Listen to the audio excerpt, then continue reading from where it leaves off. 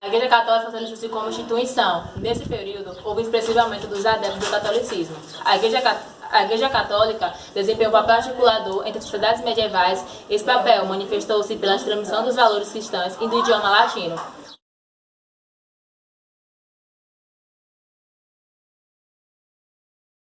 Olá, gente. Meu nome é Radija e vou falar sobre a organização do clero. Os sacerdotes da igreja dividiam-se em duas categorias, clero secular e clero regular. Então, o clero secular, ele era formado por sacerdotes que viviam fora dos mosteiros. Para eles se organizarem, tiveram que criar uma hierarquia de cargos e funções que se estendiam do paróquio do Papa. Para quem não sabe, paróquio é um padre que cuida da paróquia. Clero regular era formado por monges, que são sacerdotes que viviam dentro dos mosteiros. Eles obedeciam uma regra de vida que era estabelecida por sua ordem religiosa. As mais importantes ordens eram os beneditinos, os agostianos, dominicanos, carmelitas e etc. Existem outros também. Os monges dedicavam seu tempo à vida monástica e a realizações de atividades agrícolas e trabalhos intelectuais. Coube aos monges o papel de cuidar, de copiar e conservar os manuscritos gregos e latinos.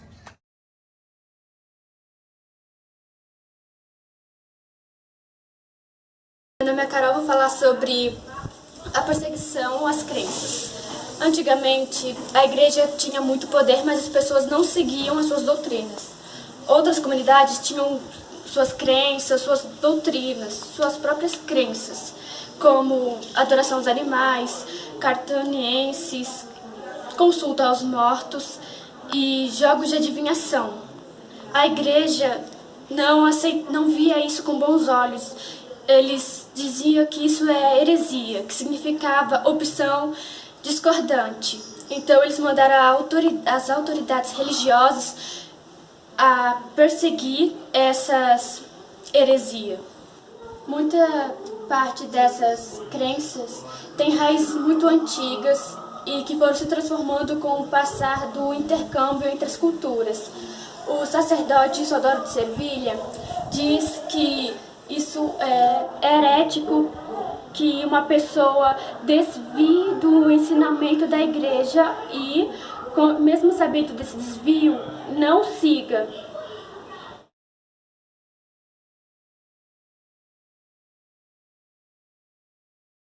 A Guerra dos Cristãos são conhecidas como cruzadas ou guerras santas. São guerras iniciadas pelo rei ou pelo clero na Idade Média. Essas guerras foram chamadas de cruzadas porque elas cruzavam o continente europeu até o Oriente Médio para lutar contra os muçulmanos. Os muçulmanos que conquistaram vários territórios importantes, incluindo Jerusalém. E quando os muçulmanos conquistaram Jerusalém, eles dificultaram a peregrinação dos cristãos que iam lá visitar a região do Santo Sepulcro, que, segundo a tradição cristã, foi onde Jesus Cristo foi crucificado, sepultado e ressuscitou. Então, na teoria, as cruzadas eram para reconquistar Jerusalém, tirar Jerusalém dos muçulmanos e devolver para a Igreja Católica. Só que na prática, as cruzadas teve vários motivos. Um desses motivos foi realmente reconquistar Jerusalém para os cristãos. Só que teve vários outros motivos. Os católicos queriam, com as cruzadas, que os muçulmanos não conquistassem o território da Igreja Ortodoxa e o Império Bizantino, que era ortodoxo. Eles queriam reunir as duas igrejas que continuavam seguindo os mesmos princípios, só que a Igreja Ortodoxa tinha alterado algumas coisas. Eles queriam expulsar os muçulmanos daqueles territórios e juntar a Igreja Católica com a Ortodoxa. E o último objetivo das cruzadas era um objetivo econômico, que com aquelas rotas todas feitas, aumentaram as novas rotas comerciais e o comércio europeu melhorou muito, pois entravam em contato com vários povos e isso ajudou na economia.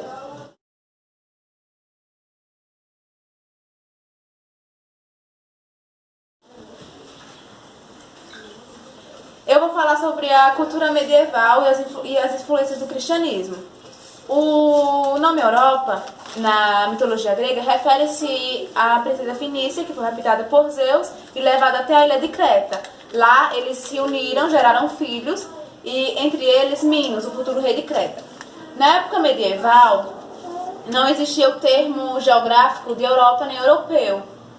E como os europeus tinham se convertido ao cristianismo, eles se denominavam cristãos. Foi só no século XIV que o conceito geográfico e cultural de Europa começou, substituindo a noção de cristandade.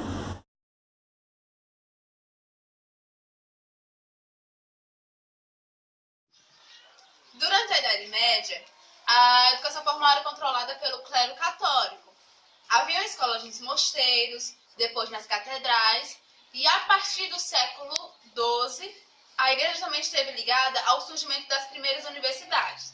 As universidades medievais eram corporações que se reuniam com mestres e estudantes para o estudo do conhecimento de algumas áreas, de várias áreas.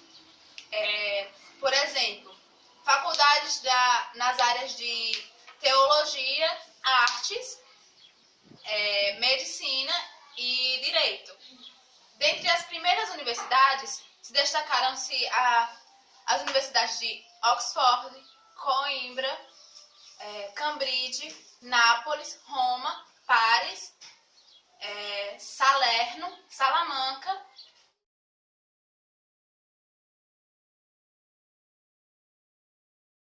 Foi na Idade Média que surgiram as primeiras catedrais. Naquela época, as primeiras catedrais da arquitetura medieval foram as românica e gótica. A românica nasceu entre o século XIII e XI. É conhecida pelos seus traços simples e austeros, pilares grossos, tetos e arcos em formas de semicírculos, janelas estreitas e muros reforçados. O gótico já desenvolveu-se entre o século XII e XVI. É predominado em países como França, Inglaterra e Alemanha. Distingue-se do românico por sua leveza, elegância e traços verticais. Nas construções góticas, as janelas ornamentadas com vitrais coloridos permitiam boa iluminação interior. As paredes tornam-se mais finas e altas e angulosas, aboladas, eram apoiadas em longos pilares.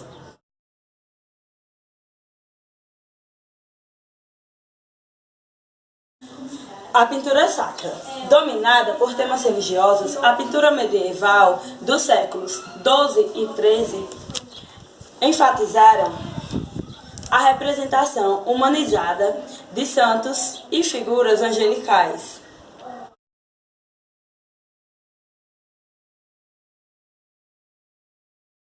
Ainda dentro da cultura medieval, vamos falar sobre as literaturas épica e lírica. Mas antes vamos entender o que é cada uma. A literatura épica é o que fala dos heróis e de suas ações corajosas. Já a literatura lírica fala das emoções e dos sentimentos.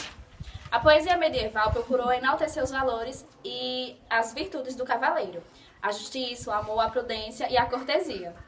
Na poesia épica, exaltava-se a ação corajosa dos cavaleiros em prol da cristandade.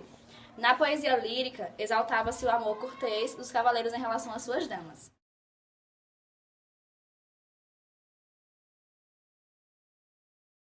Em sua obra, Augusto muito sobre o corpo e a matéria. Para ele, a alma foi criada por Deus, para reinar sobre o corpo. Ele também defendia que a fé nos leva a crer em coisas nem sempre entendidas pela razão.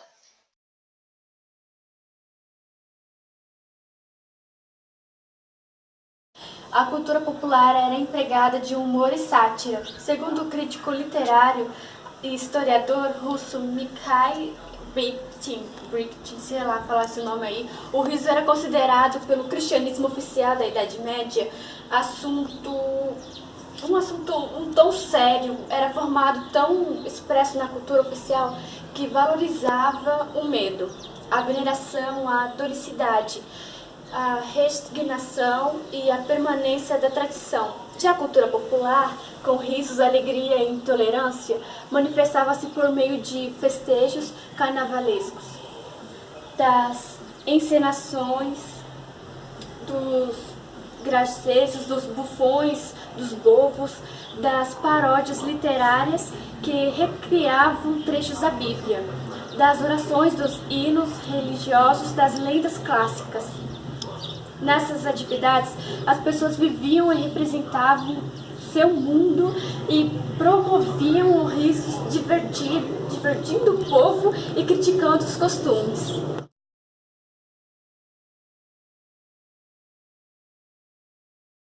Do século XI ao XIII da Europa Ocidental, viveu um período de relativa paz. Até o século XI, a produção agrícola atendia às necessidades da população. Desse século, as condições gerais do mundo rural passaram por mudanças significativas. As relações servis começaram a se modificar e surgiram arrendamentos da terra entre servos e senhores feudais. Houve aperfeiçoamento de técnicas e instrumentos que aumentou a produtividade.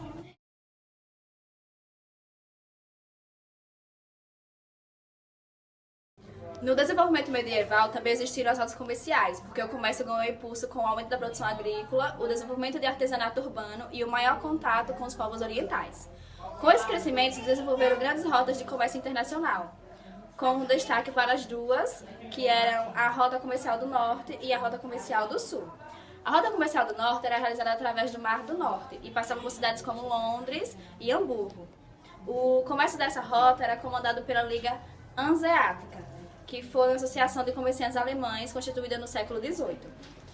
A Rota Comercial do Sul era realizada principalmente através do mar Mediterrâneo, tendo como portos mais importantes os de Barcelona, Veneza, Trípoli, Constantinopla, Gênova e outros. Os comerciantes mais atuantes eram os de Gênova e Veneza, que se dedicavam principalmente à importância de especiarias como cravo, canela, noz moscada e pimenta. E também a artigos de luxo, como perfumes, tecidos de seda, porcelana e marfim. Interligando essas rotas, havia uma extensa rede de vias terrestres. Aos poucos, nos principais cruzamentos dessas vias, foram sendo organizadas grandes feiras comerciais.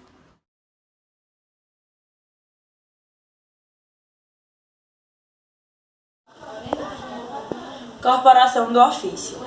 A expansão do comércio impulsionou o aumento da produção artesanal e vice-versa. Então, os artesãos organizaram-se em corporação do ofício, também conhecido como guildas e grêmios. A corporação do ofício tinha como interesse defender os interesses dos artesãos, regulamentar o exercício da profissão e controlar o fornecimento de seus produtos. Além disso, eles dirigiam o ensino artesanal em 3 estágios, que eram aprendiz, oficial e mestre.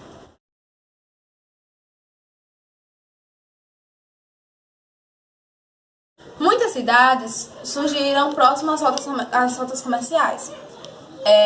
No início, muitas delas eram cercadas por muralhas, constituindo um núcleo urbano fortificado, ou seja, construíam um núcleo, e esse núcleo era denominado burgo, ou seja, era chamado de burgo.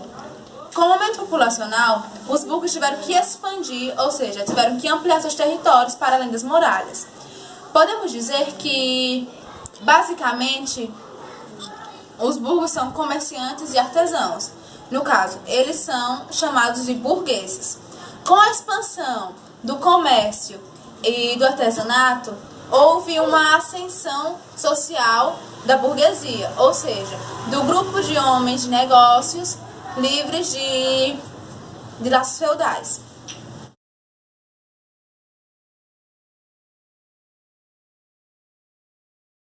Momentos de crise. Na Europa Ocidental, teve uma grave crise na produção agrícola. Além disso, muitos nobres feudais impediram a derrubada de florestas para a ampliação de áreas de agricultáveis. Em várias regiões europeias, houve também perda de colheitas, provocada por fatores climáticos. Esse conjunto de condições levou a milhares de pessoas a morrer de fome e muitas outras sobreviveram, um estado de subnutrição. Enorme parcela de população europeia tornou-se vítima de molestia com a peste negra.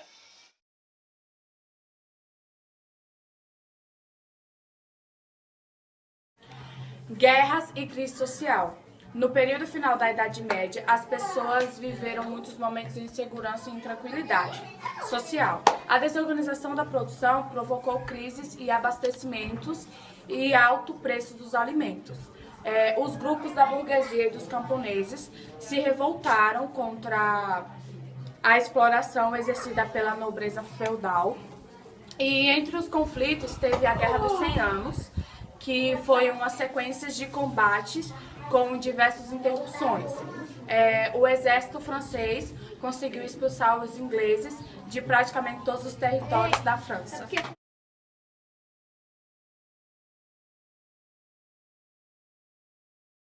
Houve também a crise religiosa, que aconteceu devido à transferência da sede da Igreja Católica que o Papa Clemente V fez. A transferência foi feita de Roma para a cidade francesa de Avignon.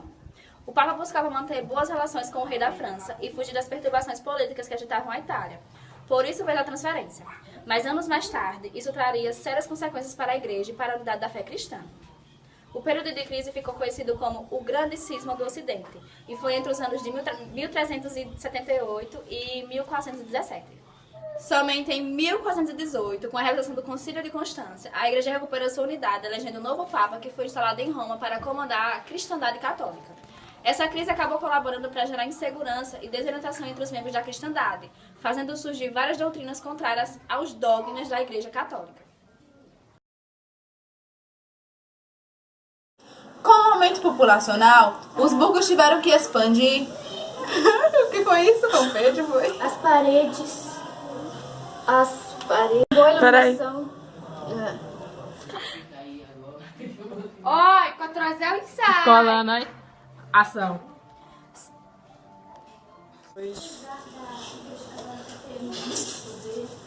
Vai, que é uma peça feita de madeira. Quase errado, já vai. De novo. Ai, Deus. Vai.